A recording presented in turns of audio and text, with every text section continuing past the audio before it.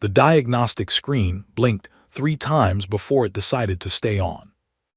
Yara Osai noted this in the ship's log, entry 2209. The primary display was showing signs of decay in the lower left quadrant, which meant she had maybe 18 months before that section went dark for good. She added it to the repair list. The repair list was 4 pages long. She had stopped feeling bad about that somewhere around year 3. She refilled her mug from the condensate collector above the water recycler. The mug had a crack running from the handle stub. The handle itself had broken off in year 7 to the base. She had sealed it with polymer resin twice. It held. The Lagos skyline printed on its side had faded from blue to the color of very old sky. She drank from it anyway. It did not taste like coffee. It tasted like recycled water with ambition. She drank it every morning and did not think too hard about the difference. The Okonkwo drifted. That was what it had done for 31 years. Drifted, in the technical sense, meaning Yara kept the engines at minimum output and the ship's profile as cold and dark as she could manage. The hull was coated in 3 layers of scatter-absorption material she had stripped from the wreck of a Keth survey drone in year 11. From the outside, the Okonkwo looked like debris, orbital trash, a dead thing turning slowly in the dark between stars. She had worked very hard to make it look that way. The ship was a deep survey vessel. That was what its original designation said. It had been built to map uncharted systems, spend 2 years in deep space, return with data. It had never been built to be a warship, a hideout, a one-woman station, or the last registered human vessel in a galaxy that had decided humanity was finished. But Yara had spent 31 years disagreeing with that decision. She was doing her standard morning check, drive coils, reactor shielding, sensor array. The 6 automated repair drones she had nursed back to functionality over the course of a decade when the beacon hit. It was not aimed at her. Nothing was ever aimed at her. That was the point. It was a wideband broadcast on the standard Keth Dominion frequency, and it was playing an announcement. She caught the first 3 seconds and felt her hand go still on the console. She let it play. The Keth Dominion's Office of Cultural Commemoration was pleased to announce the 30-year anniversary celebration of the resolution of the human conflict. There would be a ceremonial address from the Grand Arbiter. There were monuments being unveiled on 4 Dominion worlds. There was a cultural program of music, historical reflection, and commemorative exhibitions. Citizens of the Dominion were encouraged to mark the occasion with their communities.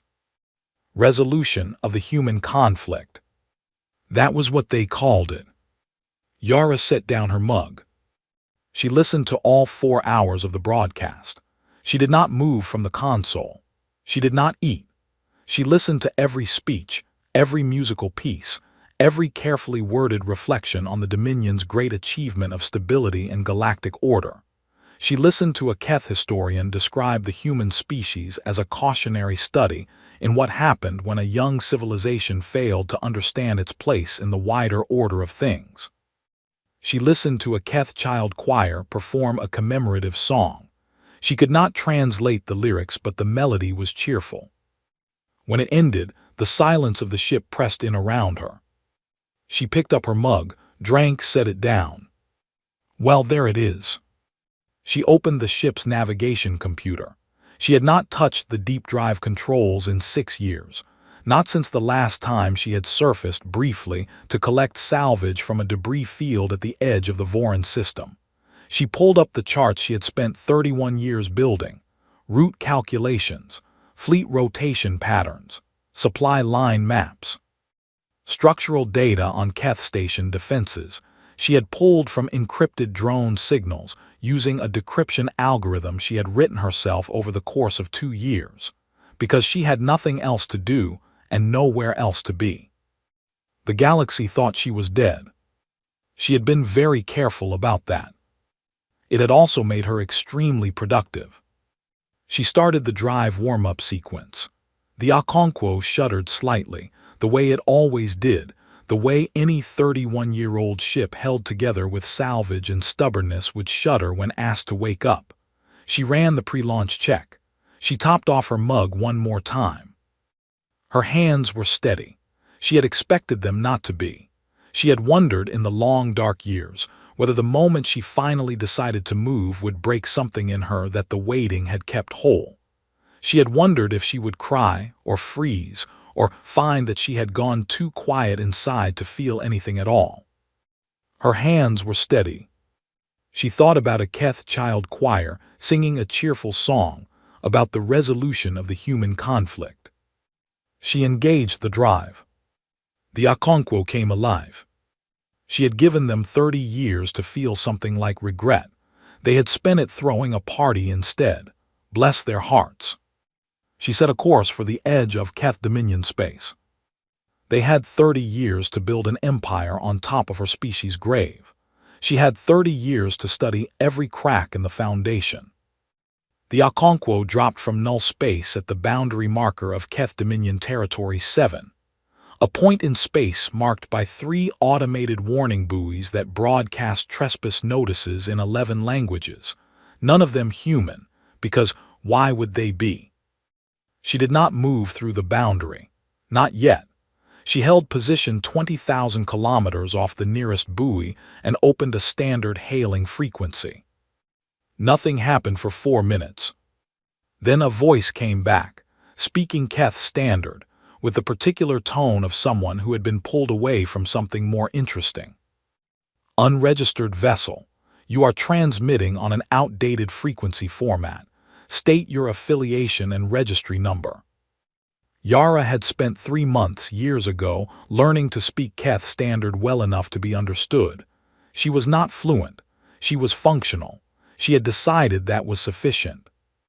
She said in Keth standard, "This is Commander Yara Osai, commanding vessel Okonkwo, registered under the United Earth Remnant Fleet. I am transmitting a request for transit clearance under Article 7 of the Galactic Covenant." The silence after that was longer than 4 minutes. When the voice came back, it had a different quality, something between confusion and the particular kind of dismissal you gave to things that were wasting your time. "Could you repeat your registry affiliation?" "United Earth Remnant Fleet," Yara said again. "Human. Species designation, Homo sapiens. I can send the registry file if you need it." She sent it. She watched the sensor display. The patrol ship, a mid-class Keth border cutter, 2 crew, light armament, the kind of vessel they sent to handle debris notifications and minor trespass alerts, had gone very still. Then she heard it. The patrol commander, a male voice she would later learn belonged to an officer named Cole, laughed. Not a surprised laugh, not an uncomfortable laugh, a genuine, full laugh, the kind that came from something being, to him, actually funny. She looked at the registry file still open on her screen. Species, Homo sapiens, 2 words, present tense. She noted the laugh in her log, entry 2210. Cole composed himself enough to say that he was forwarding her transmission to regional command and that she should hold position. His tone suggested he expected her to vanish back into wherever she had come from once someone more senior told her, gently, that this was not possible. She held position. While she waited, she watched a second signal on her sensor array. Not Keth. A smaller signature running on a tight beam frequency parked about 60,000 kilometers off her port side.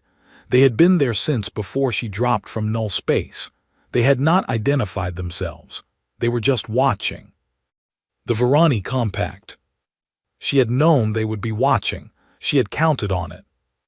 The Varani were a small power, 3 systems, moderate fleet, not wealthy, not aggressive. They had not participated in the resolution of the human conflict. They had not protested it either.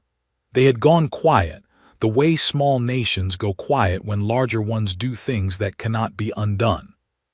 But they had also spent 30 years filing very precise and very uncomfortable questions, through official Galactic Covenant channels about the legal status of surviving human individuals, and they had never stopped filing them, even when everyone ignored them.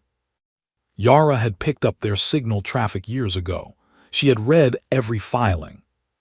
She had built a picture of them the way she built pictures of everything, carefully, slowly, from fragments. She had decided they were the galaxy's conscience. Stunned and afraid but still present, she had decided that was worth something. Regional Keth Command came back 40 minutes later. The voice belonged to someone with more rank and less patience than Cole. Yara went through it again.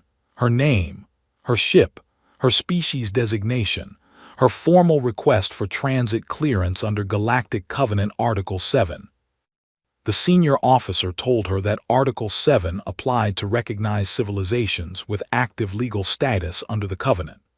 He told her, in the polite tone of someone explaining something to an entity that clearly did not understand the situation, that humanity's legal status had been designated as inactive, conflict, resolved 30 years prior. "I am filing to have that designation reviewed," Yara said. "On what grounds?" "On the grounds that I exist." Another silence, different from the others. This one had weight to it. "Hold your position," the senior officer said. "Someone will contact you." She held position for 2 days. During those 2 days, she ran diagnostics. She ate her stored rations. She refilled her mug 11 times. She slept for 4 hours at a stretch twice, which was more than she had managed at once in 6 years. The certainty of motion, she found, was more restful than the long stillness of waiting to move. The Varani Compact's ship did not move either. It just watched. On the second day it shifted slightly, 10 kilometers closer, still silent. She appreciated the company. She did not say so out loud. On the morning of the third day, she received an official communication from the Keth Dominion Office of Interspecies Affairs. They had reviewed her registry filing. They were prepared to offer her a formal hearing before a panel of the Dominion High Council, as a courtesy to the unusual circumstances of her situation. The tone of the communication was the tone of people who expected the hearing to be brief, administrative, and conclusive. She accepted. She also, while accepting, broadcast a second signal on a different band. Low frequency, very old format, a format the Keth did not monitor because no surviving species still used it. It was a single pulse, no message, just a presence marker. She had been broadcasting that pulse, on that frequency, for 23 years. She had never gotten a response. She broadcast it one more time and set a course for the Keth Dominion's central hub system. They had built their best rooms over the ruins of everything she had ever loved. She had never once been tempted to stop studying the architecture. The council chamber was designed to make visitors feel small. Yara had read the architectural specs for it in a Keth administrative document she had intercepted and decrypted in year 14. The ceiling height was deliberate. The distance from the entrance to the central speaking position was deliberate. The material of the floor, a pale composite that made every footstep sound like an intrusion, was deliberate. The Keth had spent considerable effort designing a room that announced, before anyone opened their mouth, who was important and who was not. She walked to the central speaking position and stood there while 5 council members looked down at her from their elevated seats. They were not hostile, that was almost worse. They were curious. She was an interesting thing, a preserved specimen that had found its way out of its case. The lead counselor, a female the junior staff addressed as Petra, opened the session by nodding, for the record, that this was an unprecedented situation, and that the council was extending this hearing as a professional courtesy. Yara said she appreciated it. Petra asked her to describe her circumstances, how she had survived, where she had been, what she had been doing. Yara described briefly the ship, the drift, the 31 years. The council members exchanged looks. One of them, younger, on Petra's left, leaned toward his neighbor and said something that made the neighbor smile. Yara did not have enough Keth standard to catch it. She noted their expressions instead. She had become very good at reading expressions across species lines. You had a lot of time to study things when you were the only person in the room for 3 decades. Petra asked what Yara wanted. Yara said, "I want to file a formal declaration of surviving remnant civilization under Article 11 of the Galactic Covenant. I want my species' legal status reclassified from inactive to active. I want territory and resource rights commensurate with a recognized surviving remnant population." Petra's expression did not change. She was a professional. "And your remnant population," Petra said, "consists of yourself." "Currently represented by myself," Yara said. "I did not say I was alone." That landed differently. The young counselor on Petra's left stopped smiling. Petra moved the session forward with the efficiency of someone redirecting a conversation that had become uncomfortable. She asked technical questions about the Okonkwo's registry and legal standing. She asked about Yara's chain of command and what authority remained to grant it. She asked whether Yara had any legal counsel familiar with Galactic Covenant jurisprudence. Yara answered all of it, calmly, specifically, with dates, reference numbers, and Covenant article citations she had memorized over years of reading every relevant legal document she could intercept or reconstruct from public databases. Petra blinked once at the citation precision. She had not expected that. The session broke for what was called a deliberation recess. It was not a deliberation recess. Yara could hear them clearly. The chamber's acoustics, which had been designed to project the voices of the elevated seats downward, also reflected ambient sound from the side rooms back toward the central speaking position. Another detail she had learned from the architectural specs. They were not deliberating. They were describing what they were going to offer her. A nature reserve, a Class M moon in a quiet system at the edge of Dominion space, 12 square kilometers of protected land, a formal gesture of Covenant compliance, something they could point to if the Varani Compact kept filing its uncomfortable questions. They thought it was generous. Yara was still thinking about that when the Varani Compact's representative entered the chamber. Her name was Nina. She was young for a diplomat, early 30s by the look of her, with the careful posture of someone who had learned to take up as little space as possible in rooms where she was not welcome. She had been assigned as a neutral observer for the hearing, a standard Covenant provision Yara had specifically requested, and which the Keth had agreed to without reading the implications carefully enough. Nina walked to the observer's position on the far side of the room. She set her documentation case on the table in front of her. She did not look at Yara. Her left hand, flat on the table as she arranged her materials, slid a data chip across the surface. 2 centimeters, barely a movement. The chip came to rest at the table's edge, close enough to the central speaking position that Yara, standing there, could reach it without moving her feet. Yara picked it up. She did not look at Nina. Nina did not look at her. The council members returned. Petra announced the council's offer. The nature reserve. The 12 square kilometers. The formal gesture of good faith toward the memory of a species the Dominion had, as Petra carefully phrased it, been forced into conflict with through deeply regrettable historical circumstances. Yara held the data chip in her closed hand. Then Petra said it. She was listing the historical context, establishing the record, laying out the Dominion's official position on the events of 31 years ago. Her language was bureaucratic, thorough, and almost entirely bloodless. And in the middle of it, describing the campaign that had ended with the destruction of every major human world, she used the phrase, "a necessary stabilizing event." She said it the way you said things that were simply true, not cruelly, without any particular feeling at all. Yara's hands were flat on the table. She counted the seconds. The table was cold. Federation a composite, cold against her palms. She counted the cold. She thought about a cracked mug with a faded city on it. She thought about recycled water that did not taste like coffee, but that she drank anyway every morning, because some habits were not about the taste. She said, "I decline the offer." Petra looked at her with the expression of someone who had not considered this a variable. "I am filing a counter-declaration," Yara said.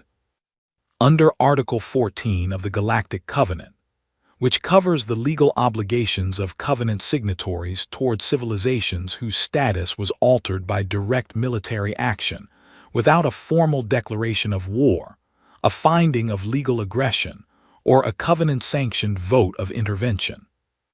Nina, at the observer's table, was looking at her documentation, very carefully looking at her documentation. "I am also requesting," Yara said, "that the current session be entered into the official Covenant record as a legal proceeding, with all statements made here treated as formal testimony." The young counselor on Petra's left had stopped smiling for good. Petra said, with remarkable composure, that the council would need time to review this filing. Yara said she understood completely. She noted that the review period under Article 14 had a mandatory maximum of 30 standard days, and that during this period, the filing party had the legal right to remain in Dominion territory without interference. 31 years of reading every document she could get her hands on. She had always figured it would come in useful eventually. Here is the thing about being underestimated for long enough. You stop being insulted by it. You start being grateful. Every year they did not look for her was a year they handed her freely. She had 31 years of free education, paid for by their certainty that she was already dead. She walked out of the chamber with the data chip in her pocket and their future in her hands, and she did not look back. The 3 Keth warships came out of null space, in a formation that would have been impressive if she had not been expecting them. She had been expecting them since she left the council chamber. The Okonkwo was parked in a holding orbit above the Keth hub system's outer beacon ring, exactly where the Dominion's traffic authority had assigned her, exactly within the legal boundaries of her Article 14 filing, exactly in a position that a quick sensor sweep would tell you was tactically unfavorable and easily contained. That was what she wanted them to think. The 3 warships, a mid-class command vessel flanked by 2 heavier patrol cruisers, established a triangular containment pattern around her. Standard intercept formation. She had seen its design parameters in a Keth tactical manual she had recovered from a derelict in year 19. She had spent 2 weeks memorizing the response timing tables in that manual. The command vessel hailed her on a broad channel. The voice that came through belonged to someone who introduced himself as Fleet Captain Cole. He spoke crisply and without hostility, which was how you spoke when you expected compliance. He told her that the Okonkwo was being impounded, pending a review of its registry documentation, and the legal validity of its Article 14 filing. He told her this was a routine procedural measure. He told her that resistance would be both inadvisable and unnecessary. Yara looked at the Lagos mug on the console. She did not pick it up, she just looked at it. She said, "I acknowledge your communication, Captain Cole. I would like to note for the record, and for the Covenant monitoring frequency I am currently broadcasting on, that this impoundment is occurring within the 30-day review period specified under Article 14, which prohibits interference with the filing party." Cole paused for 3 seconds. He had not expected the Covenant monitoring frequency. "That notation is recorded," he said. "Our legal team has determined that impoundment of a vessel with disputed registry status does not constitute interference under Article 14. Your legal team is welcome to make that argument," Yara said. "I look forward to the case." Cole told her she had 10 minutes to power down her systems and prepare for docking. She said she understood. She did not power down. What she did in those 10 minutes was open a set of secondary systems that the Okonkwo did not have listed in any registry document, because she had built them herself over the course of a decade and never told anyone. The Okonkwo was not a warship. This was true. But it was also true that she had spent 31 years in the debris fields of every major engagement in the sector, and that the Keth military, like all large militaries, assumed its destroyed hardware was destroyed and stopped tracking it. They cataloged their losses for budget purposes. They did not imagine anyone was salvaging weapon systems from their wrecks and reverse engineering them into a 30-year-old survey vessel. Why would they? There was no one left to do that. She brought up the navigational mirror array first. 14 emitter nodes distributed across the hull, each one capable of rebroadcasting a sensor return as if it were originating from a different position. She had spent 4 years building it and 9 months calibrating it. It did not make her invisible. It made her location a question. She brought up the drive modulation system second. It could replicate the drive signature of 11 different Keth vessel classes. She had the signature for the exact model of mid-class command vessel currently occupied by Captain Cole. She brought up the third system last. It was the one she was proudest of. She had no proper name for it. She thought of it as the library. It was a program that could access and broadcast any Keth operational signal she had collected over 31 years, which was, by this point, a fairly comprehensive archive. Cole's 10 minutes ran out. He told her she was now in violation of a direct order from Keth Dominion Fleet Command. She said, "Captain Cole, I want to make sure I understand the situation correctly. You are ordering the impoundment of a vessel that has filed a legal action against the Keth Dominion during the protected review period of that filing, in a system that is currently broadcasting on the Galactic Covenant monitoring frequency. Is that an accurate summary?" "Power down your systems," Cole said. "I am simply clarifying the record," Yara said. One of the flanking cruisers moved. It came forward 20 kilometers and went to active weapons lock. She felt the targeting signal hit her hull sensors like a door being pushed open. She did not power down. She activated the navigational mirror array. What Cole's sensors showed him in the next 4 seconds was that the Okonkwo had somehow jumped to 3 positions simultaneously. This was not physically possible. His sensors knew it was not possible. They showed it anyway, because physics is reliable but calibration data is only as accurate as the signals feeding it, and she was feeding his instruments 31 years of patient engineering.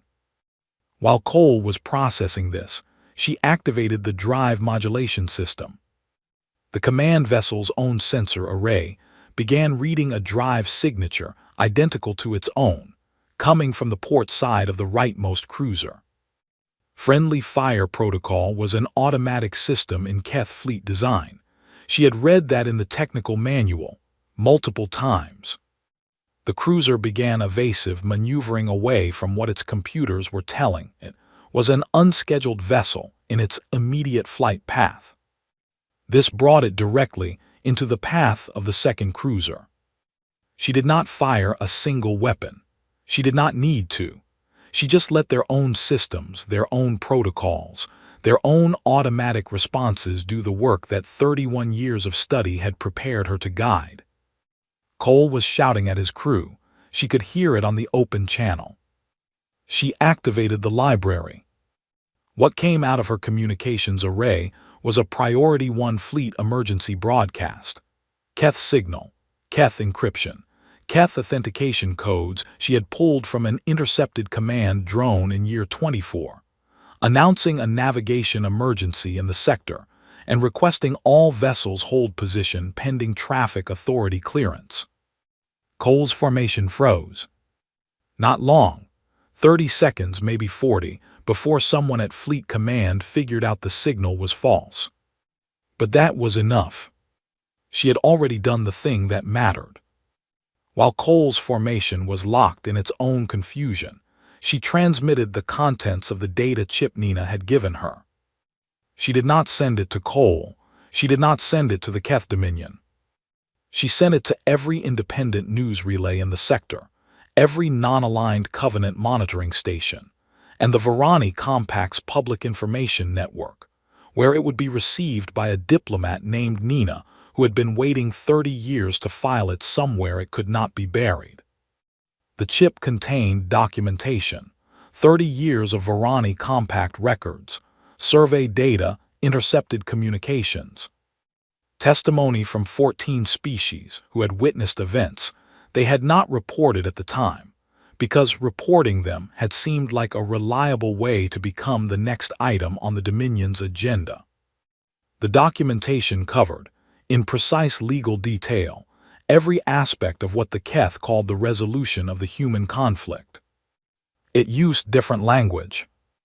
Cole's weapons lock came back online. His formation was re-establishing. He had 45 seconds of real tactical advantage of position, firepower, numbers. She was already calculating the mirror array's next sequence, the second drive signature replication, the cascade of false readings she could layer into his targeting systems for the next 6 minutes before the equations tilted definitively in his direction. She did not need more than 6 minutes. The transmission was already gone. Cole told her very quietly now that she needed to stop. "I am not doing anything, Captain," she said. "My systems are operating normally." "What did you transmit?" "Public information," she said. "Available to any Covenant member with an information access filing, Article 22. The weapons lock held for 11 seconds. Then it went off." Cole said nothing for a long moment. When he spoke again, his voice had lost its crispness. It had the quality of someone who had just been told, quietly, by someone off-channel, that the situation had changed in ways that could not be unchanged. "Hold your position," he said. "Of course," she said. She picked up the mug, held it, did not drink. Somewhere in the sector, on a frequency she had been broadcasting for 23 years, in a format the Keth did not bother monitoring, a pulse was still going out. One pulse, no message, just a presence marker. She was thinking about that when the response came. It was faint, encoded, using the same old format because old formats were safe, because they were invisible to the people who had never needed to look for them. One pulse back. Then a second. Then a third. She stared at the sensor array for 4 seconds. Then she opened the channel. The voice that came through was a woman's voice, tired in a way that had nothing to do with sleep, but alive. Her name was Lena. She did not give a last name. She said, "We heard you. We have been hearing you for a long time." Yara had thought about this moment in the abstract for years. She had thought about what she would say. She had thought about whether she would be able to speak at all. She said, "How many?" Lena said, "More than you think." Yara looked at the mug in her hands. She set it down carefully. She said, "Then stay on this channel." The Keth had built their empire assuming the last human would do the sensible thing and disappear. She had never been accused of being sensible, not once in her life. The emergency session of the Keth Dominion High Council was called without public announcement. Yara was not invited. She found out about it anyway, because Captain Cole's command ship was still within range of her sensor array, and the secure communication protocols used by Keth flag rank officers had an encryption weakness she had identified in year 27 and had been waiting to use at precisely the right moment. She listened to the session through Cole's communications array, parked in her chair with her mug and her patience, while the most powerful governing body in the quadrant tried to figure out what to do about her. It was not a smooth session. 3 allied powers had already sent private communications to the Dominion, questioning their commitments in light of the Varani data release. The monitoring stations had flagged the impoundment attempt for review. 2 Covenant arbitration officers had filed preliminary inquiries, and the Varani Compact had, within 4 hours of the data transmission, issued a formal public statement calling for a full legal review of the events of 31 years ago. Nina, it turned out, had not been waiting 30 years to file one data chip. She had been waiting 30 years to file everything. The chip was a key. Behind it was a door. Behind the door was a building Yara had not known existed, assembled piece by people she had never met, who had watched in quiet distress and documented everything they could not stop. The council session went for 7 hours. Yara ate 2 ration bars and refilled her mug 4 times. At the end of 7 hours, the Grand Arbiter, a senior Keth official whose name she would later learn was Deven, requested a private communication channel with the Okonkwo. She let it sit for 12 seconds before she answered. She had been told once by a negotiation instructor at the Earth Defense Academy that silence was the most powerful tool in any formal exchange. She had forgotten most of what the Academy taught her. She had not forgotten that. Deven's voice was measured. He had the tone of someone accustomed to being the largest presence in any conversation. He was adjusting, carefully and visibly, to the fact that he was not certain of that at this moment.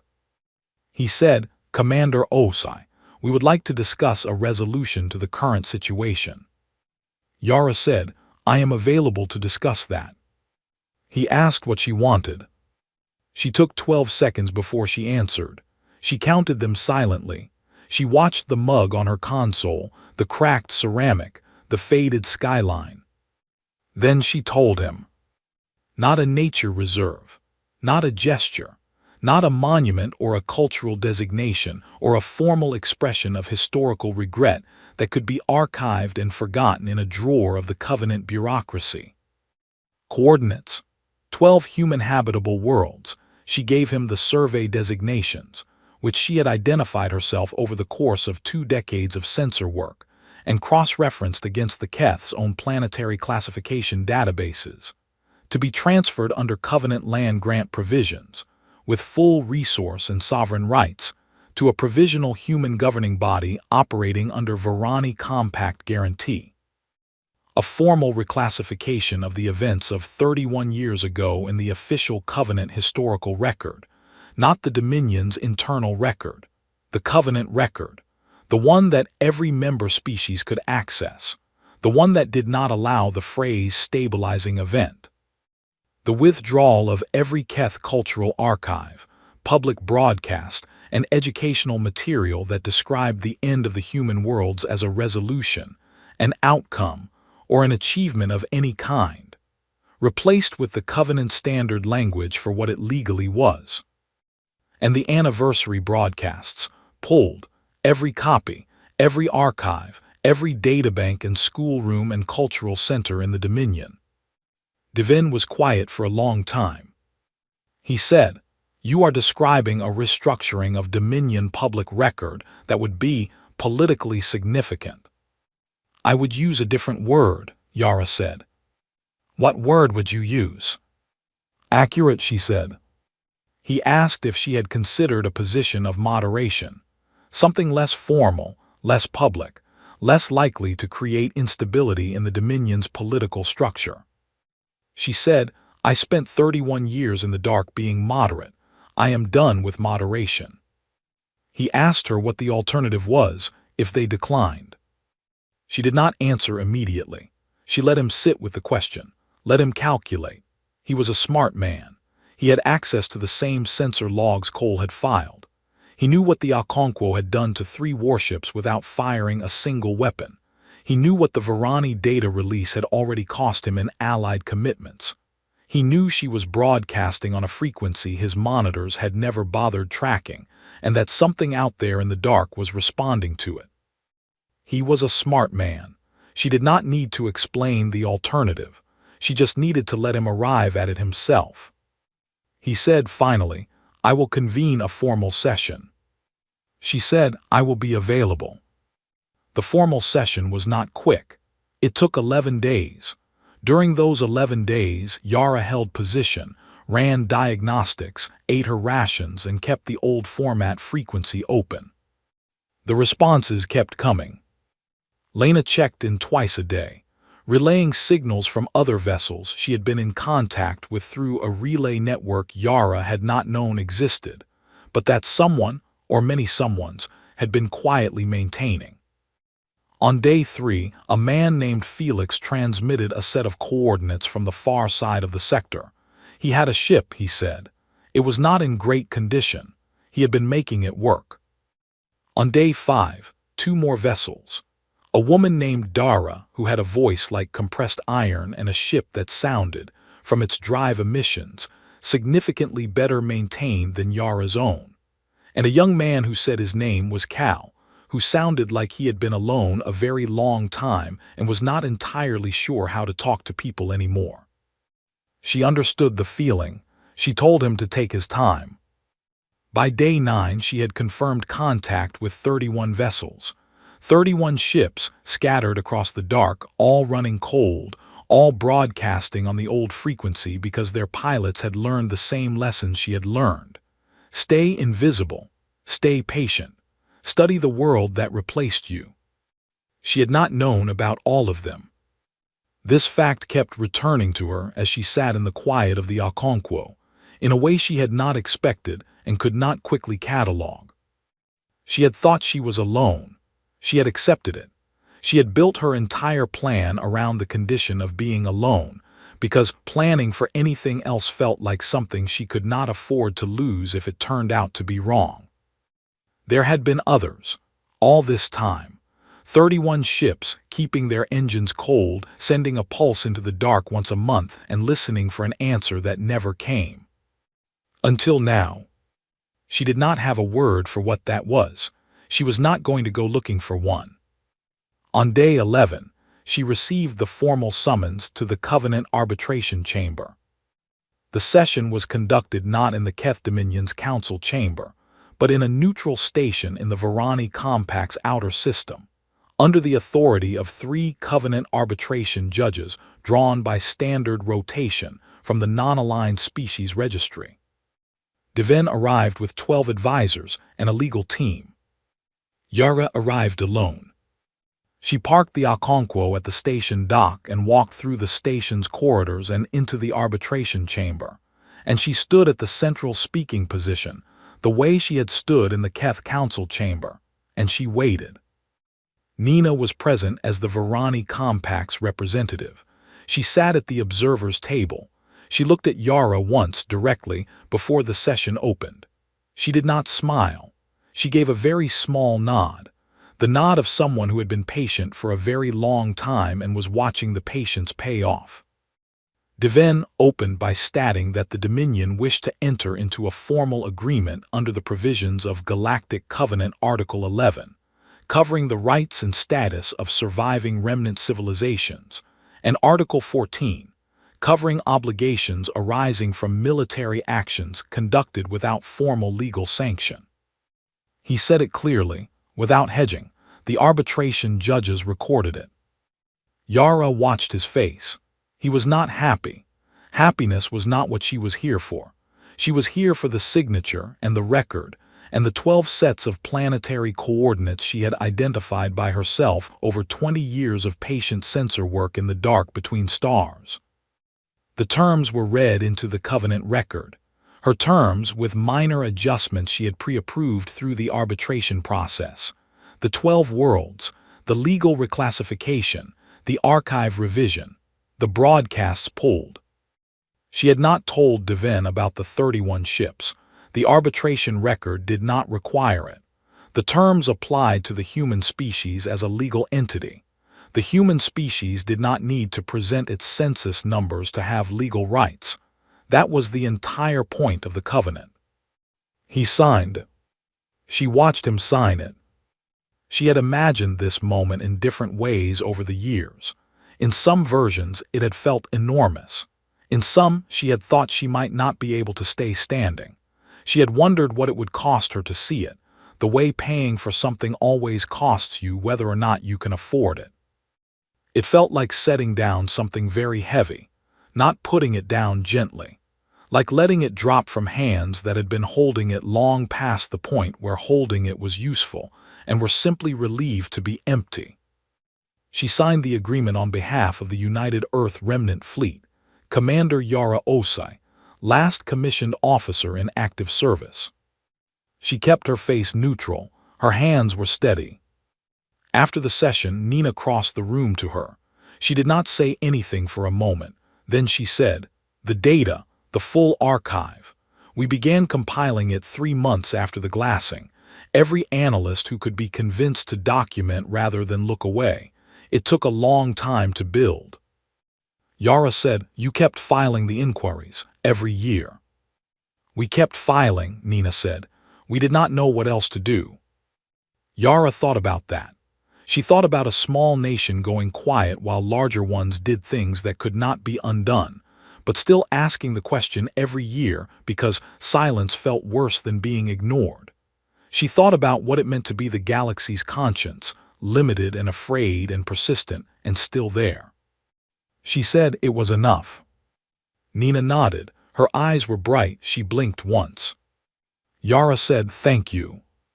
She walked back to the Okonkwo. She sat down in the pilot's seat. She picked up the mug. Outside, the station's communication array was already carrying the signal. The Covenant record update, the formal legal reclassification, the 12 coordinate sets entering the public registry where every member species could read them. On the old format frequency, Lena's voice came through. "It broadcast. We all saw it broadcast." Yara said, "I know." "The others are asking," Lena said, "about the coordinates." "Send them the second set," Yara said. "The one I marked as primary habitation candidate. It is the best of the 12. Good atmosphere, liquid water, mid-sized landmass. It will need work." "We are good at work," Lena said. "Yes," Yara said, "we are." She opened the ship's log. Entry 2221. She keyed in the date, the location, the outcome. One line, the way she logged everything. She sat for a moment after that. The Okonkwo made its small sounds around her. The drive cooling, the recycler cycling, the condensate collector dripping into the mug if she held it under long enough. She looked at the Lagos skyline, faded to almost nothing now, a ghost of a city on a cracked piece of ceramic. She had no name for what she felt. She was not going to go looking for one. The Keth had called it a stabilizing event. They had built a holiday around it.